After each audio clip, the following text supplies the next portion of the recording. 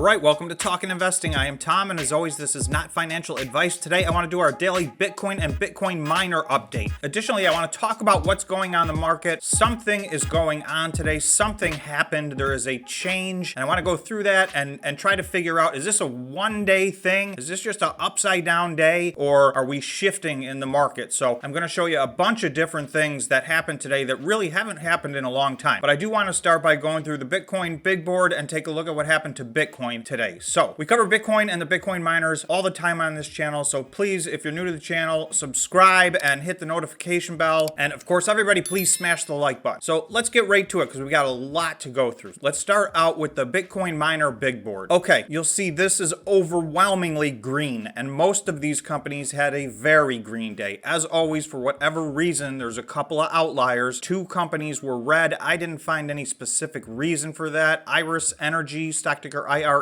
was down 5%. So that was a bad day on a very green day. And Mawson was down 2.6%. So those were your two outliers. Again, I don't see anything in specific with those. But what I want to talk about is what happened to the rest of the Bitcoin miners. Because while Bitcoin had a good day, and when we get to the chart, we'll see we're potentially in a little bit of a breakout here, Bitcoin miners had a great day. So Bitfarms ended the day up 17%. So I think that was the overall winner on the day. Cypher was up 16.7%. Just behind it, Riot was up 11.5%. Marathon 9.5%. Core Scientific 13%. So remember, Riot and Marathon and Core, those are the three largest market caps, and they were all up double digits. You got to round up with Marathon, but still, that gets you to 10%, 11%, 13%. CleanSpark was up 9%. Hut was up 8%. Hive was up over 8%. Argo Blockchain was up 10%. I know I'm going through a lot of these, but I'm not going to do a lot of charting later, so I really just want to give some attention to some of these companies that had huge days. So Stronghold was up 9%. TerraWolf was up 5.6% today. So I'll let you guys look at the board for a minute, and then I want to get to the Bitcoin chart because we definitely are in the middle of a potential breakout. And then I want to talk about a bunch of other things that happened today because today was not normal. Okay, this is Bitcoin on the 1 hour time frame. So you're going to see there's an orange line on here where the US equity markets closed, and that was on Friday. Monday was not a trading day in the US. So Bitcoin was at 19,366. You can see that when the market opened this morning, this is the 9 o'clock Eastern Standard Time candle. So we just have gone up. This is on the 1 hour time frame. We've gone absolutely parabolic here. We've gone in a straight line up the entire day. The market is now closed. So I'm not sure how much further this run will go, but when we get to the 1 day time frame, I'm going to show you why even if it stops where it's at, it's fairly significant. So the first thing, even on the 1 hour time frame, is you can see we took out these highs from yesterday. So those were recent highs. On the 1 hour time frame, we candle wicked all the way up to 20,878 on, it looks like, June 30th. So we're not quite back there yet, but we're inching ever close to that. So that would also be an important number to try to hit. I want to zoom out a little and show you why I think we may have some potential to the upside in the short term. This is Bitcoin on the 1 day time frame. So in yesterday's update, we talked about this candle right here. So 2 days ago, we had a green candle, very small. Yesterday, we had a green candle, and as of the time of recording yesterday, we were below this line here at 19,890. So roughly 20,000, and on my other chart, it's at 20,000. So that basically was the peak of the previous Bitcoin cycle back in 2017. So that was 4.5 years ago. So this is an extremely significant line. We were under that line during yesterday's update, and I talked about if we could potentially close above this line, that could be significant and we might see a little upward pressure. Well, we did end up getting above this line and closing the candle above 20,000. And you'll see today we opened the candle, and it looks like, unless something dramatic happens in the next few hours, it looks like we're going to open and close today's candle above our line of support and have another green candle. This would be the third day in a row. So whereas it looked like for about a week momentum was drifting in the wrong direction here, you'll see all these daily red candles in a row. For the moment anyway, it seems like we may have found a bottom, and we're going to potentially test some spots higher. Now again, we're still trading in an extremely tight range, so I won't be surprised to see this momentum stop and turn around, right? This is all short-term stuff, but what I'm looking for is this is the 200-week moving average. So that's coming in somewhere around 22,500. So that would be a line that I think it would be important that we test, because again, this is only the third time in the history of Bitcoin that we've ever been underneath the 200-week moving average. average. The other two times, we immediately got back above the 200-week moving average and reestablished it as a line of support. So this, what you're seeing here, is actually already the most bearish activity Bitcoin has ever had in relation to the 200-week moving average. So that's why I feel strongly that at some point we should at least test this line. Whether we pass or fail, I don't know. So that is my price target to the upside. I'll talk about my price targets to the downside in a little bit. I also want to look at the daily RSI. So this is the daily RSI, and if you remember, this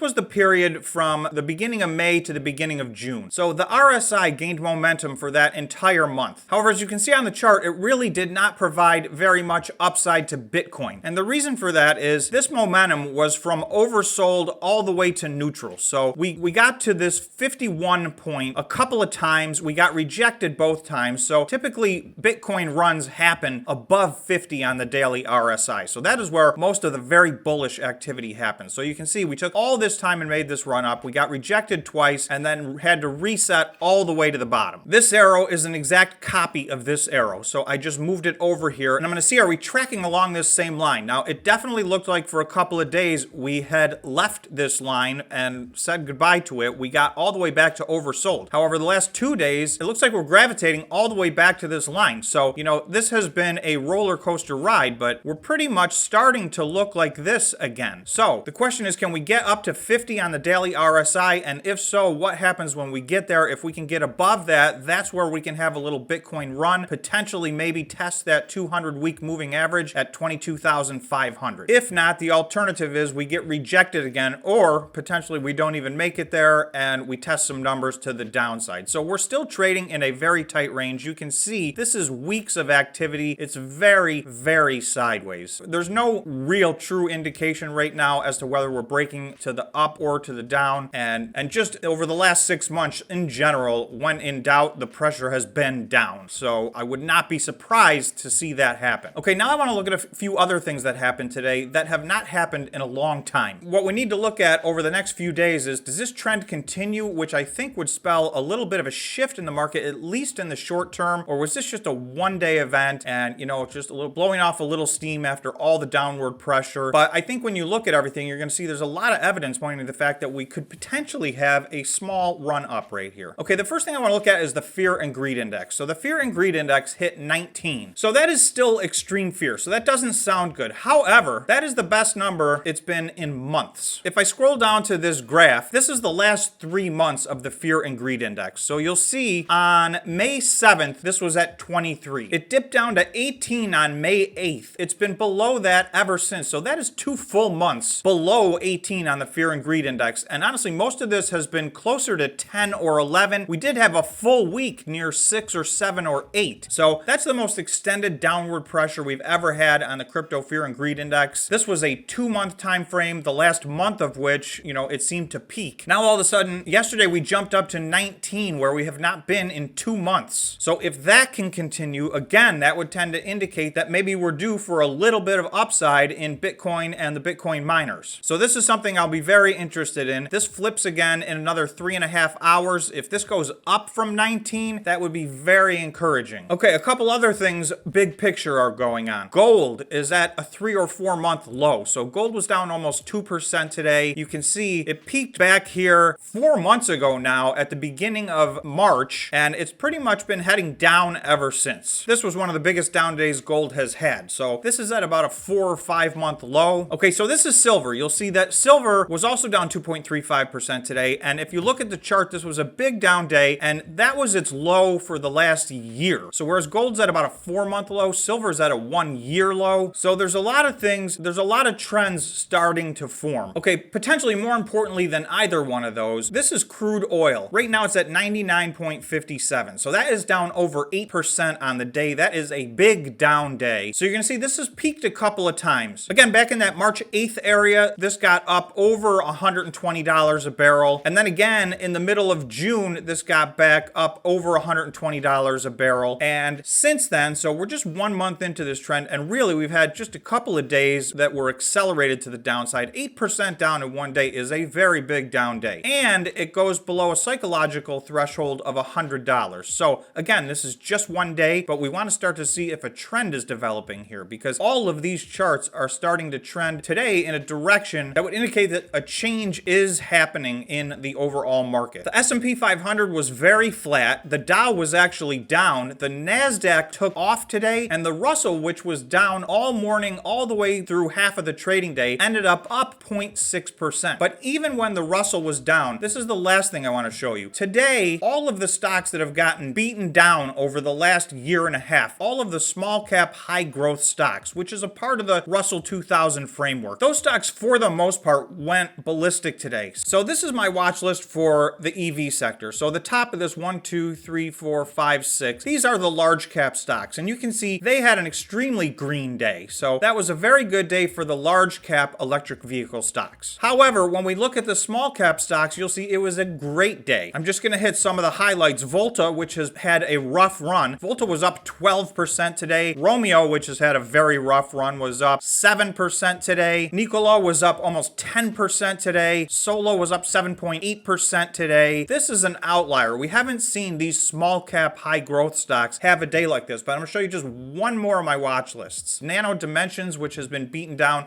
up 6.7%. Curiosity Streams up almost 6%. Skills, which has been crushed, up 10%. DraftKings up 10%. Beyond Meat up 6.7%. The Honest Company up almost 8%. Palantir up over 8%, 8.6%. Vuzi up 9.4%. And SoFi up almost 8%. So these are big moves to the upside. So this was really opposite day. We saw the small cap high growth risk on stocks have very good days. And those days have been few and far between for the risk on stocks. No, this is not the only day this year that this has happened, but it is rare, and it's in conjunction with a bunch of the other stuff that I just showed you that makes me think there's the potential that for at least a short period, we're going to have maybe a relief rally coming here. So I just want to finish up on the Bitcoin 1 hour time frame. You'll see we're still at or near the highs of the day. So the rally continues. We'll have to see where this lasts. Most importantly, this is the 1 day time frame. We want this green candle to finish above our line of support, and it looks like that is highly likely at this point, but obviously we want to wait till the end of the day to see. So we're building some momentum in all the right directions. Having said that, it won't be the first time we started to build some momentum only to get the legs cut out from under us. So we'll have to wait and see what happens, but for now, I was encouraged with today's activity, particularly in the Bitcoin miners. Other than a few outliers, this was a tremendous day. So I hope everybody had a good day trading. If you made it this far, please remember to subscribe to the channel and smash the like button. So thanks so much for watching, and we'll see you in the next video.